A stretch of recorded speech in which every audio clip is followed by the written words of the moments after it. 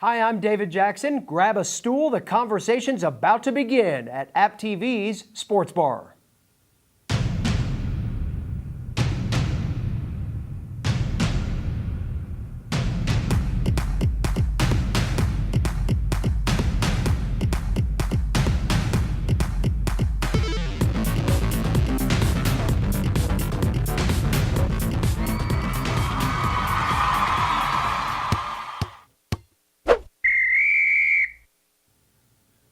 Hello, everybody. Welcome to the Sports Bar. A lot of football conversation to get into today as I'm joined by our esteemed bar patrons, Chris Warner, Sam Smith. Guys, great to have you back. Nice to be here again. Enjoy the what's in the mug today. I'm sure it's a surprise. Okay. If you even have anything in the mug, we'll see if we can't get you something by the end of the show. Guys, a lot of NFL discussion. Certainly pro training camps are underway. Appalachians in their preseason practice, as are other college football teams around the country. Let's start first in the NFL. And Sam, some news that was unsettling to hear last night.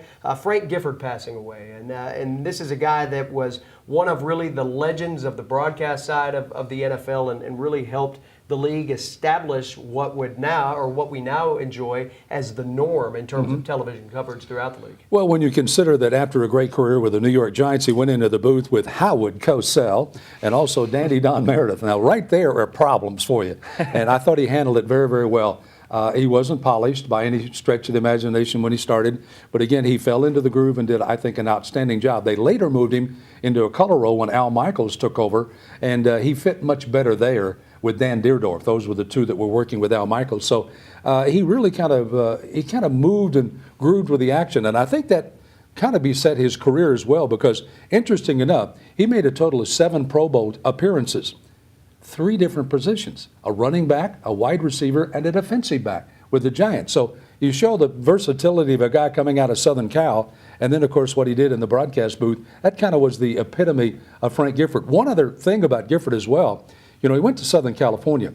He was already a movie star, so to speak, and he'd already, started his modeling career and the whole thing. So can you imagine coming from Southern California into the New York Giants, these guys that may have a few missing teeth and that type thing, trying to fit in? I mean, he did a great job there, but he had to earn what he really gained, and of course the Hall of Fame that he's now was in.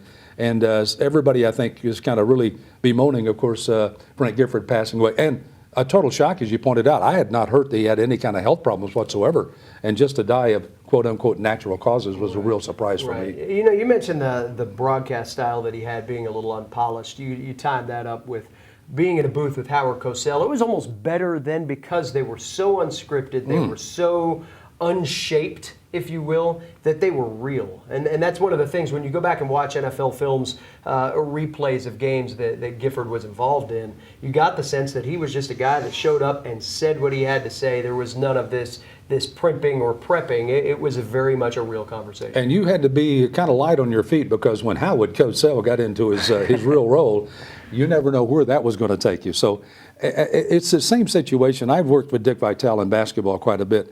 And after you work with Dick Vitale and you get through in a basketball game, you're absolutely exhausted because you have to keep bringing him back to the game. He wants to tell you about his PTP players that he's met in Philadelphia, but there's a great game going on. So you have to keep working hard. And Frank had to do that with Howard Cosell.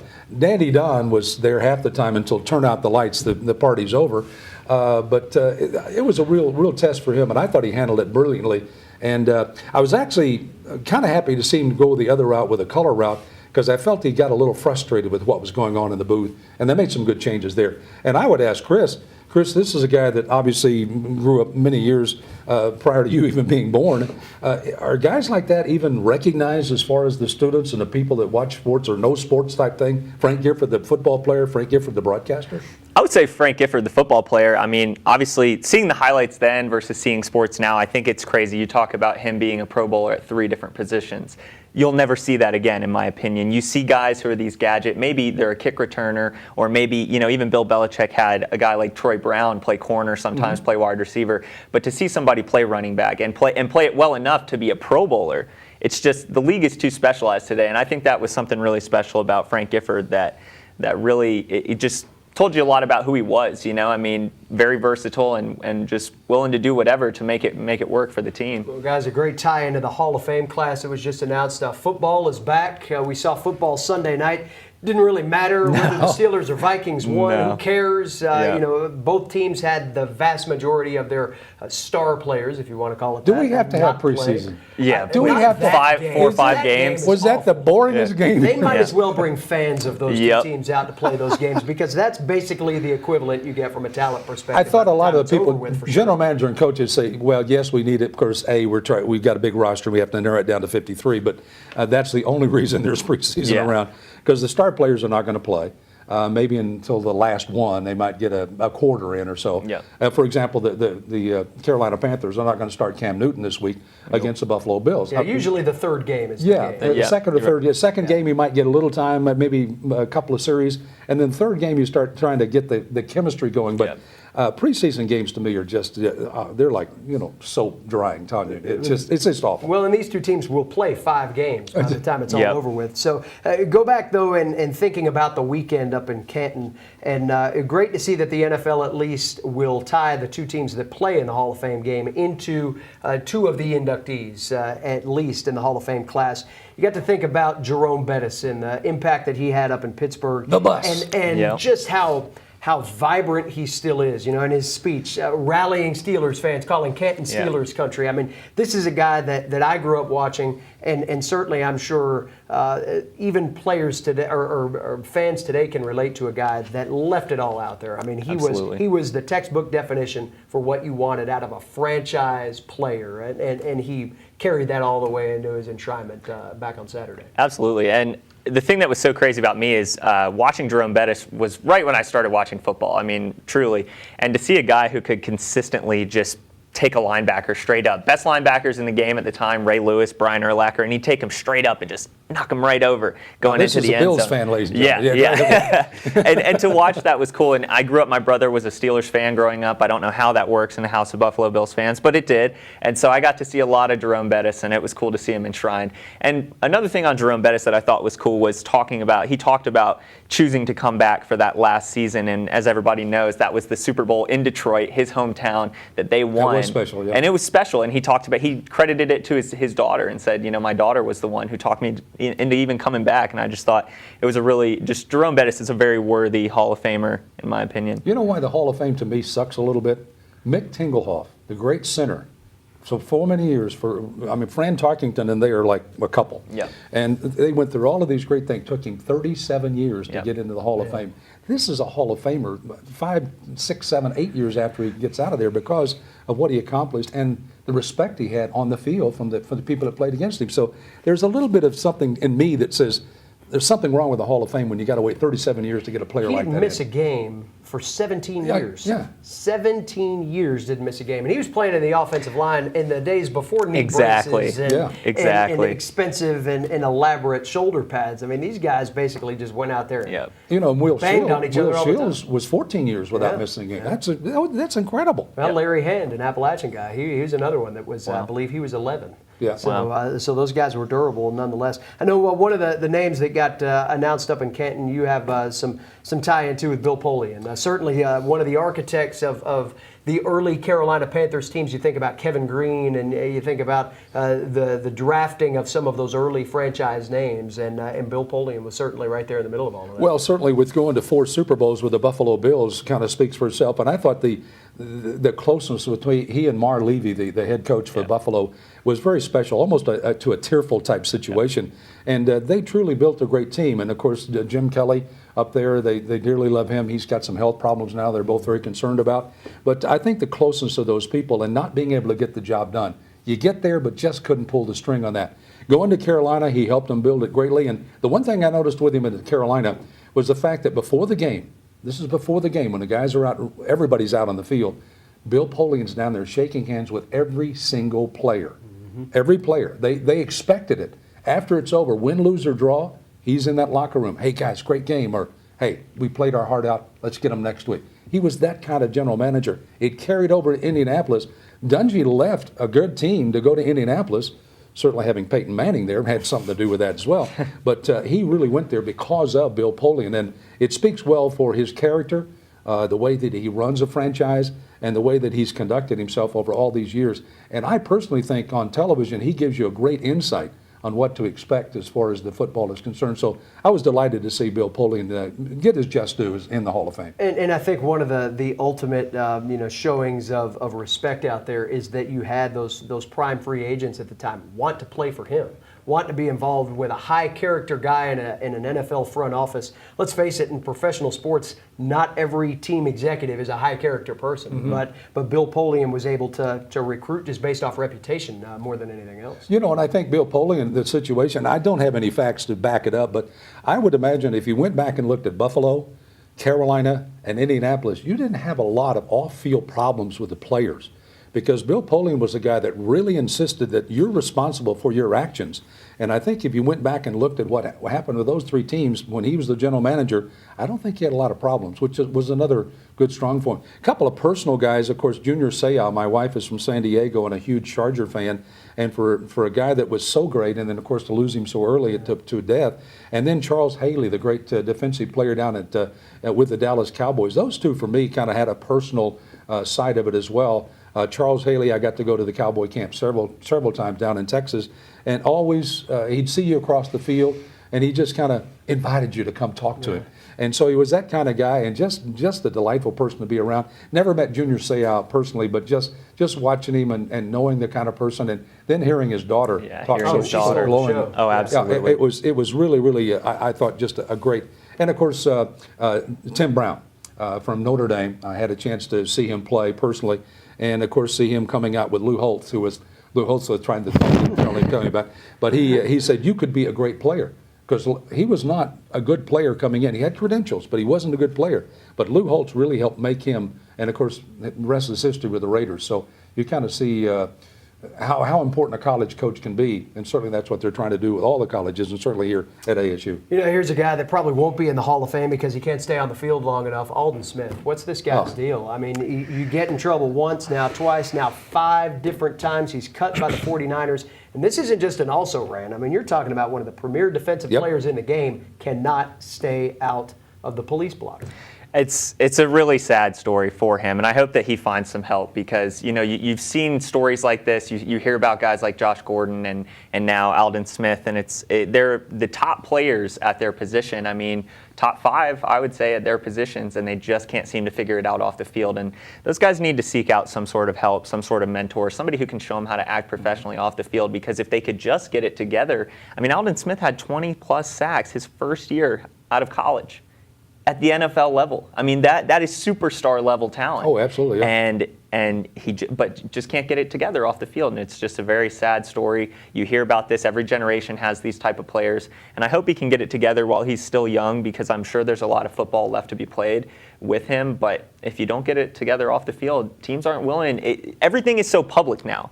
Teams are not willing to take a chance because no one's going to defend you. The press is definitely not trying to defend you. The media, when you have these issues, no. Well, absolutely. You cannot break the law and expect to get a free pass, though. That's the thing, is why do you keep coming back to the well? Why, in the middle of training camp, are you out vandalizing things and allegedly driving while impaired? How about maybe he was that wiped out from practice? You know, to credit the San Francisco 49ers, the fact that said, hey, you're no longer a football player, but we still respect you as a person. And they have offered any kind of help that he needs to get back on. That doesn't mean that can't be signed by somebody else to take that chance, as you pointed out.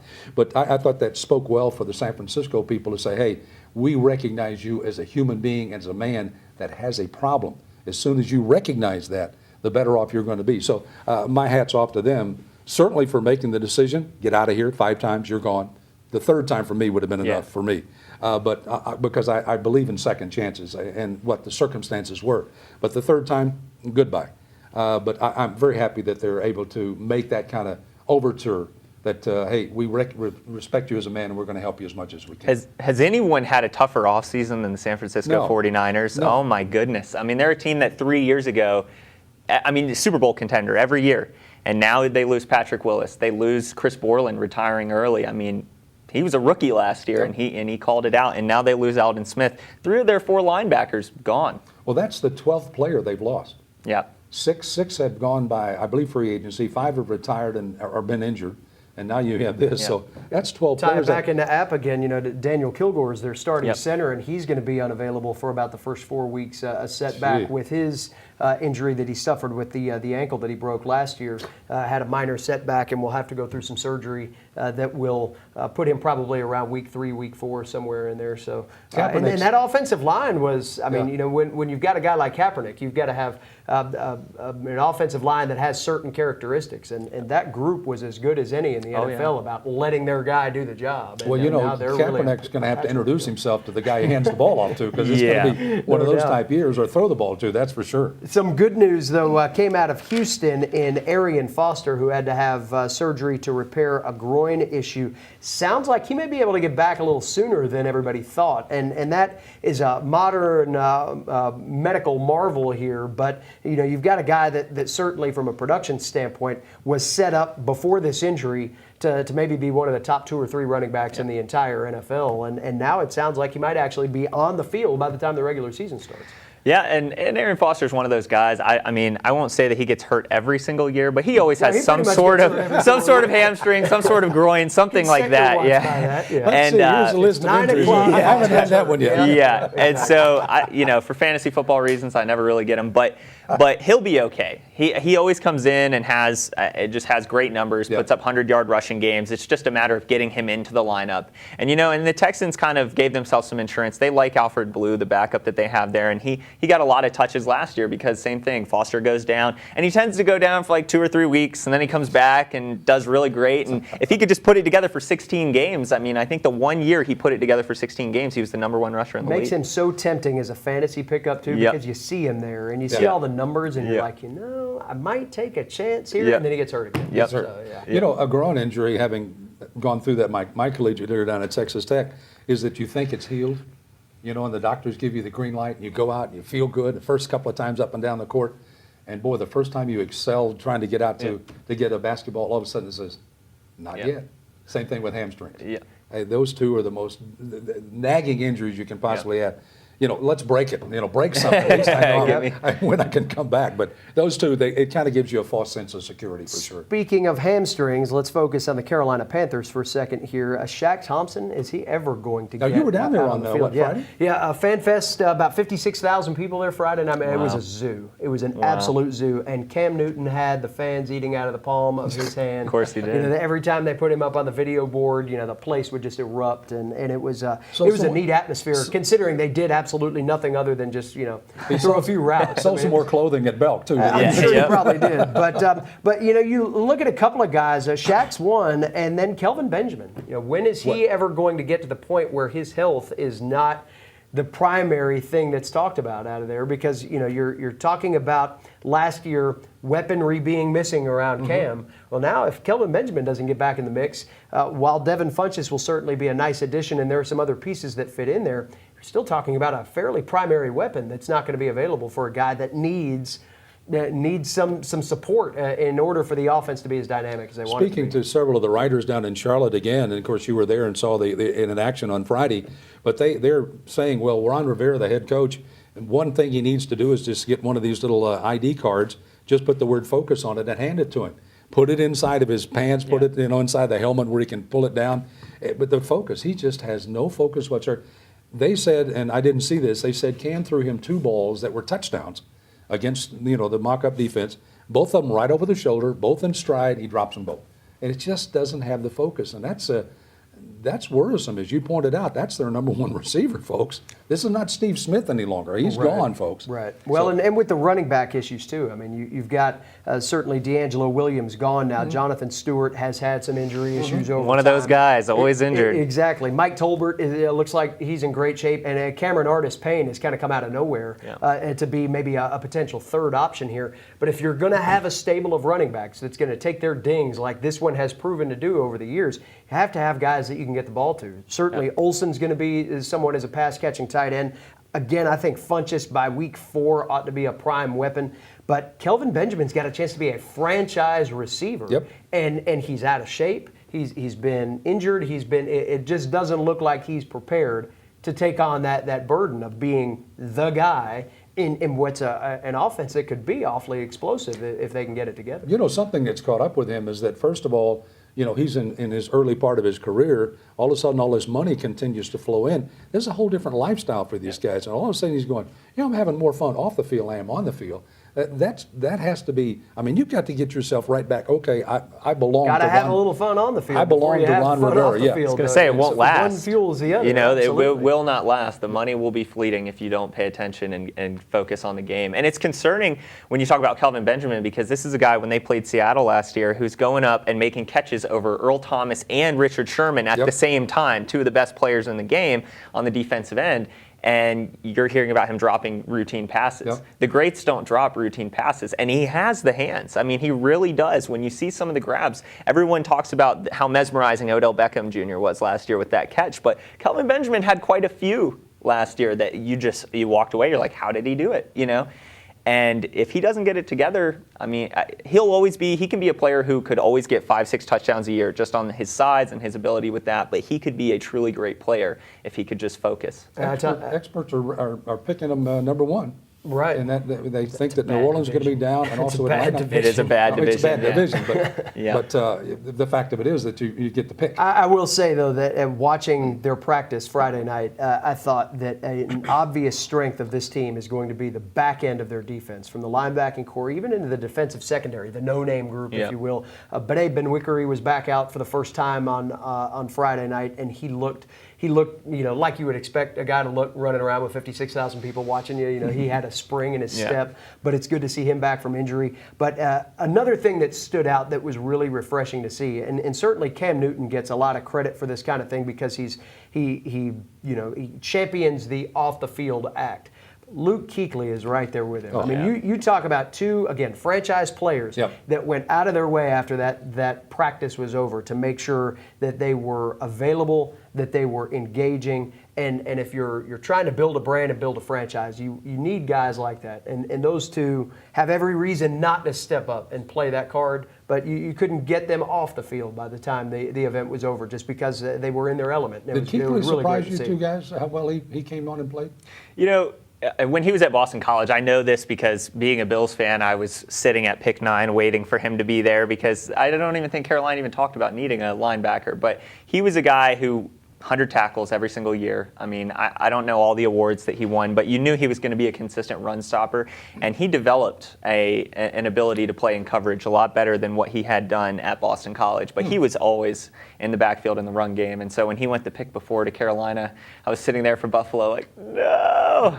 But it's okay. We ended up with Stephen Gilmore, and he's You know, been the only okay. thing I've ever known about Boston College is Luke Kuechly, Yep. and that was when he was drafted. Yep. That's where he played. He's a Okay, guy great. that you really like to like. Yep. Yeah. You know, Absolutely. he really is. I mean, you have the guys that have the stats and they get the 100 yards per game running the ball or catching it, and he's just a guy that from the time he gets the first bell going till the end of it, that's Kuechly. Yep. And you just love Well, it. and you know, you talk to people around the Panthers organization too, and they say they've really had to work with him about making sure he doesn't overextend himself off the field, that he doesn't want to say no, whether it's charity organizations, whether it's simple things like photo shoots or sponsor issues or things like that. He wants to be at the center of everything, and they're like, well, you know, that's great, but we also need you to play linebacker a little bit too, and don't wear yourself out in that regard. And again, that doesn't happen very much at the pro level anymore. So it's great to see, you know, some of those guys in this backyard. Great ambassadors for the team. I mean, with so many issues around the league with players, you know, again, we talked about Aldon Smith. We were talking about Kelvin Benjamin's, you know, lack of production. Maybe it's off the field stuff. It's good to have guys who can be the guy that the coaches point to and say, hey, this is who you need to hang out with. This is who you need to spend your time around and model after, because he's doing all the right things. Unlike Charles Barkley, who said, I don't want to be a role model. Yes, Charles Barkley. Excuse me? Hey, whiz. Thank you, Sir Charles. A couple of quick minutes to talk some app football. We'll get into this more next week with class starting back, but the guys putting pads on for the first time over the weekend. Some encouraging things to see. You know, we were talking off the air, that defensive group has picked up right where they left off, and one of the things that was at least apparent Friday was that you've got heat coming from all three levels. It looks like the blitz package that was there at the end of the year is going to be there out of the gates this year, and that's just going to make the You group said it much was more coming from dynamic. everywhere, didn't you? It was coming from everywhere. I mean, you had Ronald Blair, you had Law, you had Boggs, you had Stringer, you had Middleton, and every one of those guys got to the quarterback Thursday when they put on the pads for the first time. I mean, you almost felt sorry for Taylor Lane. He was like, what are you doing? Just somebody do something for me. But the good news was Saturday when they put on full pads for the first time, the offensive line really came to play and play well. And the synergy that's there, I think, you've got a couple of guys playing some unique positions. Chapman's the full-time center now. Devontae Harris looks great at left tackle, but there's still some synergy issues that are there. I think they'll have those cleaned up here pretty soon. Well, giving the offense a little credit, the third period apparently turned out to be pretty good for them, didn't it? Yeah, the offense was able to stretch it out. And you look at the playmakers that are available here too. When you talk about receivers, tight ends that can catch passes, running backs that can catch passes. Not to mention the fact that they were about 55-45 in the pass run ratio last year. I think that'll actually flip around this time around. This is a group that I think can routinely go out and hit that 450-yard threshold. And if they can do that and score 35 points a game, then I think there are going to be a lot of great things and great games to watch up at the Rock. And again, we'll get into that more next week once we get back into class. Folks, it's the last call here at Sports Bar. But before we close, I'd like to invite you to connect with us by visiting watchapptv.com. You can also make some comments there as well. Until next time, I'm David Jackson. I'm Chris Warner. And I'm Sam Smith.